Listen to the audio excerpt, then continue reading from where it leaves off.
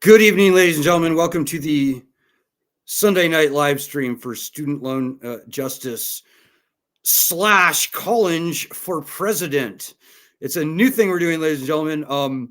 So I announced my run for president of the United States exactly 1 week ago today. That means that currently we have exactly 10 months minus 1 week to make sure that everybody with student loans knows about this campaign. So I'm going to have a full-on update for how things are going, etc., tomorrow night about the campaign, where I'll delve into other issues beyond student loans. But for now, maybe I'll just give you the 20-second update. We had a good and fun first week. Some pretty famous people like Matt Taibbi and actor John Cusack gave us some nice shout outs on Twitter. We did interviews on WABC in New York, and also a thing with something called Issues That Matter with Cynthia Pooler. Very good interview. So I'm enthused. We raised $473 among, I think, 17 people for an average of, I think, $25.50 per person, which is lower than Bernie Sanders' average. So I think that's good.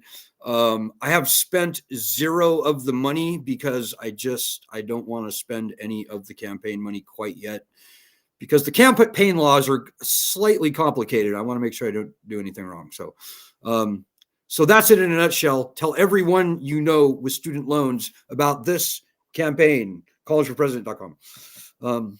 So we have with us tonight a very special guest, Harvard graduate, student loan borrower, and a force of nature in the battle for student loan justice, Miss Lisa Ansell from sunny Southern California. Hey, Lisa. Hello. Thank you so much for having me again, Alan. It's great to see you. That's good to see you. I wish I was where you are. It's very cold. It's like 0 degrees right now, plus the wind, minus the wind chill here in northern Wisconsin, but also a little chilly in Los Angeles, I'm told. In the low 60s. That's cold for us. Oh boy. So we're going to talk about the latest and greatest, what's going on in the student loan universe, ladies and gentlemen. There's three things that I'll cover, hopefully really quickly, and we can chirp in any time, Lisa. We can bat them around because you've seen how this info war goes. The media is against us, ladies and gentlemen. The student loan journalism industry is a complete racket, and it is inhabited by very corrupted and establishment sycophants, and the stuff that they write is by and large pure garbage. And I want to give you just 3 recent examples. Oldest first. So about a month and a half ago, a story went viral about how virtually everyone who tries to discharge their student loans in bankruptcy is successful. And that headline sounds great, right? It's like, wow, we're cool. We don't even need to be here anymore because we finally got the one most important thing that the entire student loan scam rests on. Ladies and gentlemen, I am here to tell you the opposite of that is actually true. So there is a new bankruptcy process that I'm not going to talk about too much. Suffice it to say, in the first year of this new bankruptcy process, somewhere between 45 people and 632 people actually got their loans either partially or fully discharged in bankruptcy. So in an average year, 200,000 people with student loans file for bankruptcy. So the actual success rate in the first year of this new bankruptcy process is less than 0.5%. And it's probably closer to 45 rather than 632. So it's probably far, far, far less than 0.5%. So be careful, ladies and gentlemen. If you're thinking about trying to discharge your loans and student loans in bankruptcy, it is still absolutely and overwhelmingly unlikely that is going to happen. And shame on the media. It's just so shameless what they're doing. But here's another great example. So 2 weeks ago, the New York Times reported, they're like, oh, no, there may be a problem. Only 60% of student loan borrowers are making payments on their loans. Well, ladies and gentlemen, again, the opposite, it's far worse than that. Pretty much the opposite is what's actually happening. it's not 60% of the borrowers are paying. It's actually 80%, over 80% of the borrowers are not paying. And what the New York Times did was they cherry picked the data. They finally in the article acknowledged that only 13.2 million out of 22 million people were paying. But there are 43.4 million student loan borrowers. So it's actually 13.2 million out of 43.4 million that are paying. That's 30%. But the plot thickens, ladies and gentlemen, because 5.5 million of those people who said were paying were actually making $0 payments. So, AKA, they weren't paying. So it's a grand total of only around 7.8 or so million people out of 43.4 million people actually paying. That's 18%. And if you give a pass to the kids who are in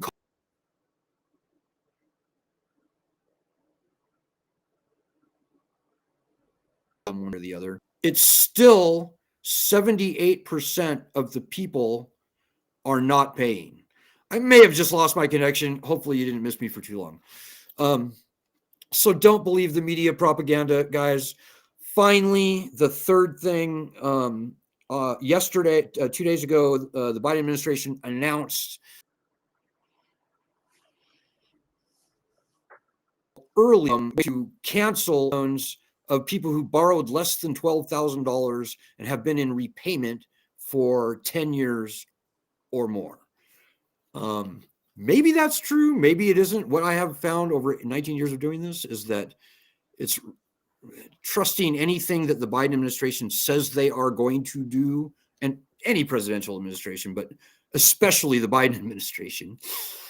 Trusting them to actually do anything that they say they are going to do is fraught with don't believe it until you see it. But even still, like, Lisa, how many people do you know that borrowed less than $12,000 for college? Zero. Yeah, I think I might know a couple that borrowed for community college, but it's very few and far between. And even less, if you borrowed less than $12,000 and you've been paying for 10 years, chances are you no longer have the loans. And if you do still have the loans, that usually means that you went into default and your loans went from $12,000 to, $30,000. And for a majority of that time, you were not in repayment because you were in default. So those people won't benefit from this. I don't want to hazard a guess as to how many people this will actually affect, but okay, I'll hazard a guess. I would say less than about 150,000 people. I'm usually pretty close with my guesses. So every year, the federal student loan program adds 3 million new people onto their borrowing rolls. So again, guys, the lending system is turned back on. It's as big of a trap. It's as big of a predatory mess as it's ever been. It's just that the Biden administration is going into overdrive, trying to get positive PR for the program and making very generous sounding claims. But I don't know about you, Lisa, but my take on that is that they're just trying to maximize good PR and minimize the loans that they actually cancel. Right. I'll just jump in here for a little bit. What we're seeing in the recent media in terms of extreme distortion of actual figures, this latest, iteration of the SAVE plan that would cancel $12,000, if you've been in repayment for 10 years. I mean, this really is meant to deflect and deflate our movement before the election. And this is something that people on both sides of the aisle really need to hone in on. This is, as we know, this is a problem that affects 45 million Americans and their family across 4 generations now.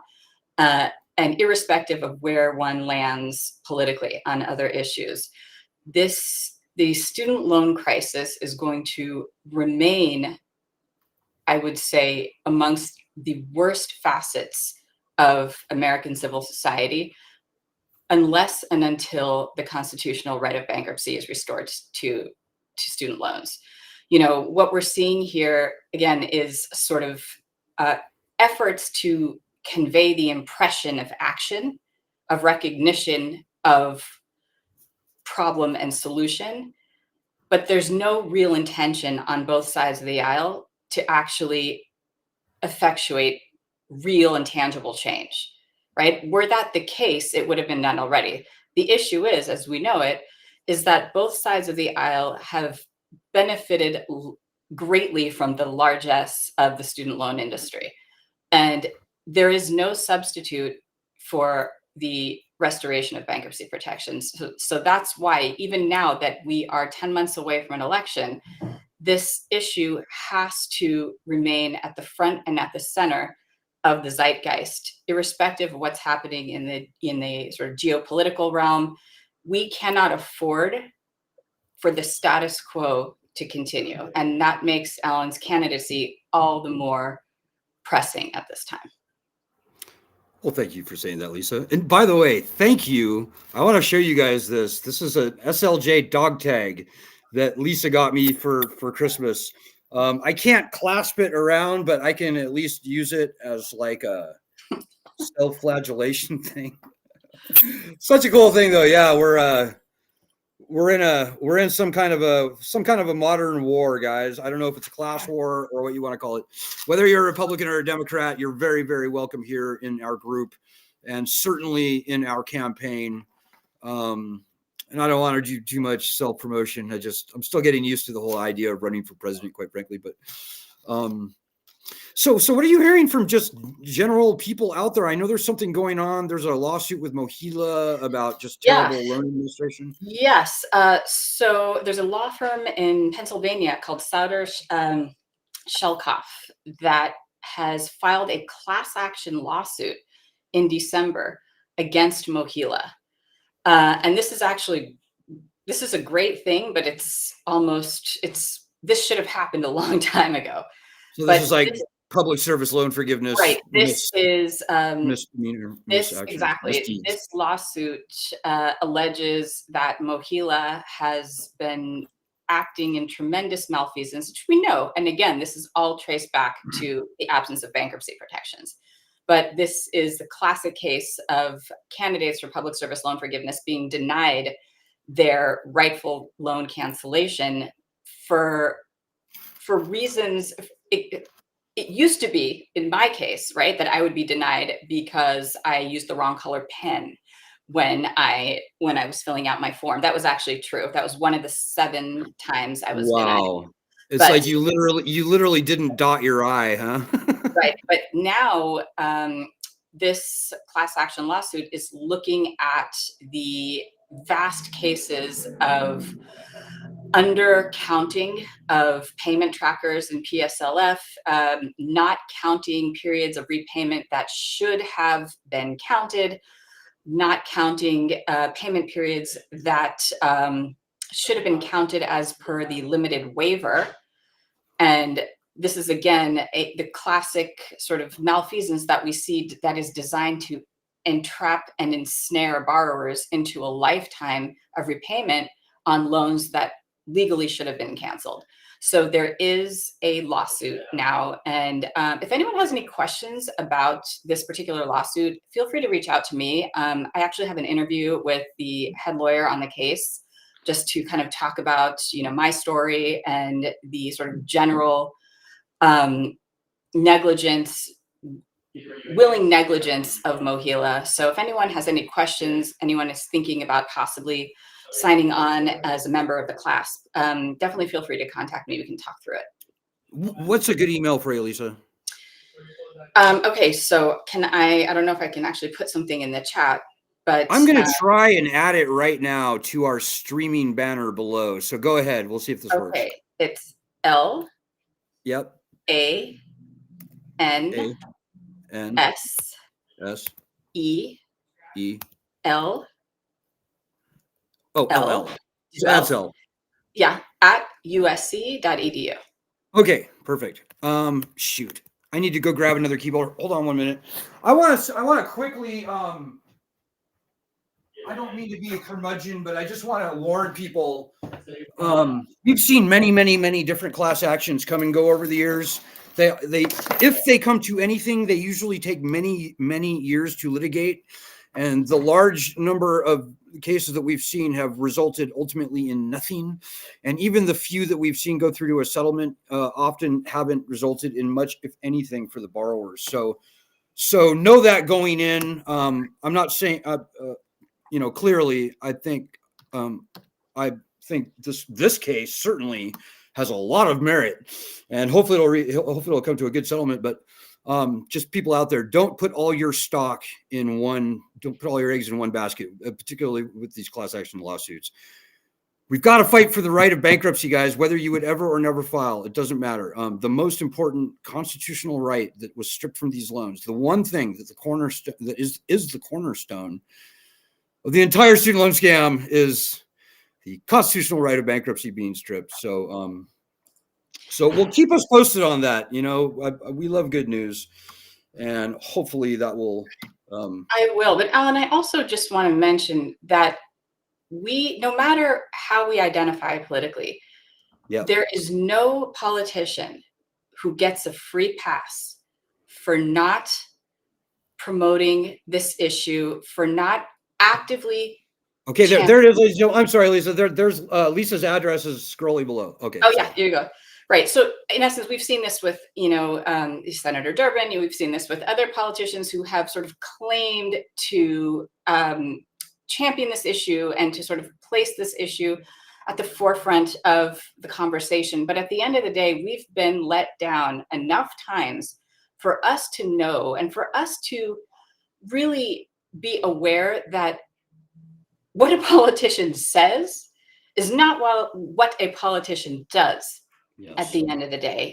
We saw this very clearly, with the culmination of lone wolves and, what failed to transpire after that. This is really important going into an election year, that no politician, no matter who they are, gets a free pass for ducking and skirting the bankruptcy issue. Yeah. I'm a fiercely independent candidate. I pretty much can't stand either party. Likewise. I hate to pick on Joe Biden, but I mean, I hope you all remember the things that he said, the things that were reported by the mainstream media that he was promising before the last election. He said, I will eliminate your student loans if you went to a public college and you earn less than $125,000 a year. He said, I will return bankruptcy protection to student loans. He didn't do either of those things. What he did was turned up the rhetoric and the talk. He did everything but those two things. And we can disagree on whether he actually meant to do that student loan cancellation, whether he wanted that Supreme Court case to succeed or not. I don't think he did. I think the Democrats really. I mean, he's one of the main, architects of the modern student debt crisis. Exactly right. So just be smarter than that, please, guys. Shame. Fool me once, shame on me. Fool me twice. Sorry, fool me once, shame on you. Fool me twice, shame on me. But, fool us 5 times. I mean, we've been doing this for 19 years, guys, and we've seen so many politicians come and go, make one claim and then do nothing, and then just wordsmith themselves out of it. And then as soon as the next election comes around, it all starts over again. And I, for one, I can't do it. That's why I'm running for president, by the way. And I'm running on more stuff than student loans. I want to tax the wealthy. I want to cut spending a little bit. There's some other things. There's more to this candidacy than just student loans, but people just be smarter than that. It's the two-party duopoly has got their boots on our neck. And so whatever your political stripes are out there, you're very welcome here. And thanks for making that point, Lisa. I don't think people realize how strong the two-party system is. Right. And I know you happen to be a Republican, am I right? So I was a Republican. I'm now, for the past few years, I'm an independent. But I was a member of the Republican Party. But I cannot give my party affiliation blindly any longer without seeing action on the bankruptcy issue. Yeah. So for that reason, I remain independent. Yep. Yep. I'm technically registered a Democrat in Iowa only because I moved there just for the caucuses and I wanted to vote and I wanted to participate in the Democratic primary, but I'm as independent as they get. I just student loans is my only issue, although for the presidential campaign, obviously I'll be going other places, but and maybe the last thing I'll say, and I hate to shamelessly campaign like this, but it's not only about winning this election, guys. It's about maybe getting this problem solved even before the election.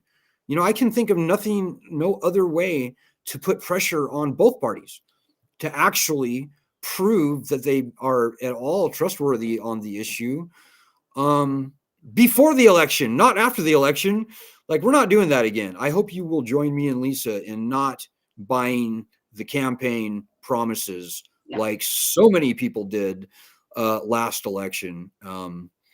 And, even Donald Trump said some nice things before elections and wound up disappointing people. But regardless, I do know this, that neither party has our interests at heart, close to their heart. And only a campaign like this one is going to put, hopefully, knock on wood, I'll say a thing, a prayer. Hopefully this campaign, if we do our job correctly and everybody with student loans is made aware of this campaign, we can have a real impact. We could even solve this sucker before November 7th. So that's what I'm hoping for. Right. And at 45 million, we are the largest non-tethered voting bloc in this country. And the fact that our numbers are enough to virtually elect a president outright should be something that motivates us, that pushes us forward to keep this issue at the forefront of political dialogue, right? On both sides of the aisle. We will no longer let this issue be sidelined by cultural issues, by all of the types of issues that sort of characterize party lines. We're beyond that at this point. There's strength in numbers. We're 45 million, and let's give them hell. Yeah. And that's 40 plus million who will never be able to repay their loans. So we're not talking about just student loan borrowers. We're talking about people who are underwater on their loans and are losing sleep at night. So if that's you, and it probably is, you're not alone, not by a long shot. And this is the center of the universe right now where it's at. So tell everyone you know. Student loan borrower. Chances are your lives have been irrevocably damaged by the years of student loan debt. So you belong right back in this fight alongside those who are still trapped in this predatory debt scam.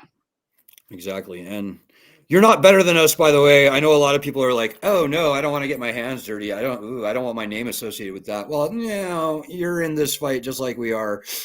You're not better than us. I like to say we have Harvard graduates in our group, and they are fighting very, very hard on this. We have people who are confined to wheelchairs who can't even eat without a tube, can't even speak, only have use of some of their limbs. Martha Monroe out there, we love you, Martha. God bless you, Martha. And they are fighting right there in the trenches along with us. So you have no excuse for not helping. This is your problem. These are your loans. So I think we've got a little over. Sorry if I talk too much. Lisa, is there anything else you want to throw out there? Or? I will conclude just by saying that there is no such thing as your voice not counting.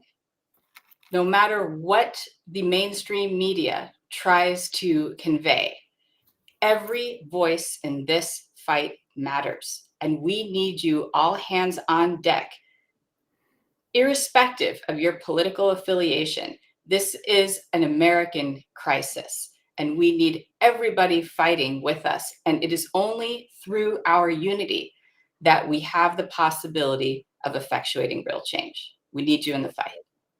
Yeah. So park your partisan parka at the door.